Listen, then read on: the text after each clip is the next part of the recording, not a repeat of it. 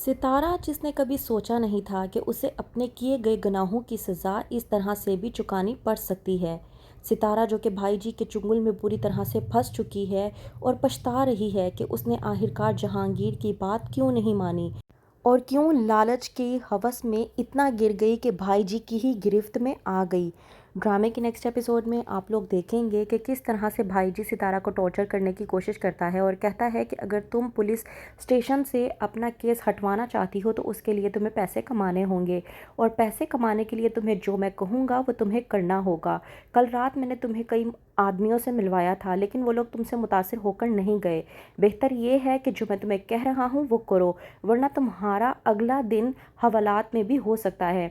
सितारा भाई जी की ये बातें सुनने के बाद सकते में आ जाती है और सोचती है कि मैंने आखिरकार ऐसा क्या कर दिया कि जिसके बदले में मुझे इस हद तक बड़ी कीमत चुकानी पड़ेगी। वहीं पर सितारा फैसला करती है कि वो किसी भी सूरत हाल में ऐसा कोई कदम नहीं उठाएगी और जहांगीर को लेकर यहाँ से भाग जाएगी।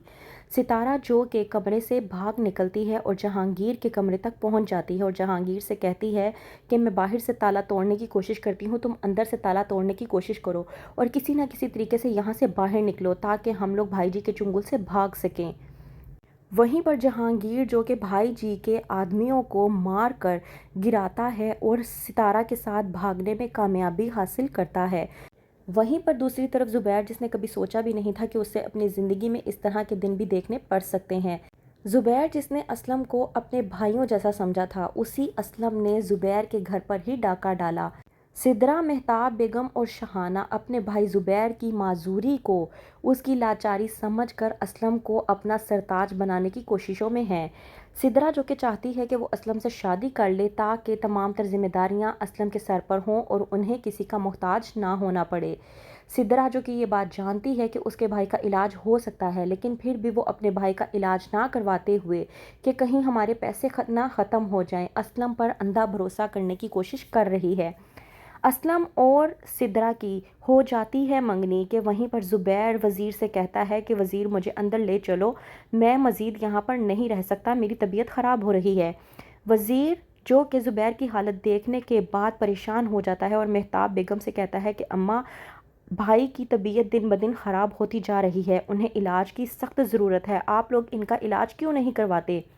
इस बात पर असलम सबके सामने भड़क उठता है और कहता है वज़ीर से कि तुम कहना क्या चाहते हो, कि क्या हम लोगों को ज़ुबैर की फ़िक्र नहीं है और तुम बाहर वाले होकर हमें हमें समझाओगे कि हमें ज़ुबैर की किस तरह से केयर करनी चाहिए, उसका किस तरह से इलाज करवाना चाहिए।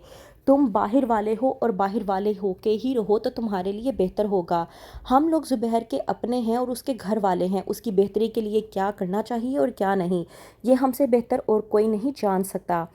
वज़ीर वहीं पर समझ जाता है कि ज़ुबैर भाई का इलाज करवाने के लिए कोई भी तैयार नहीं है। शहाना, जो कि अपनी माँ मेहताब बेगम को बड़े ही तंज़िया अंदाज में देखती है और ये कहने की कोशिश करती है कि वज़ीर को चुप करवाएं और यहाँ से रफ़ा दफ़ा करवाएं, क्योंकि हम लोगों ने तो ज़ुबैर का इलाज करवाना नहीं, अब इसके इलाज में जो बचा कुचा है वो भी हम लोग बर्बाद तो कर नहीं सकते। वहीं पर ज़ुबैर पछताता है ये सोच कर कि आज मेरी बीवी ज़ीनत यहाँ पर मौजूद होती तो वो किसी न किसी तरीके से मेरा इलाज करवाती और मुझे सहारा देती।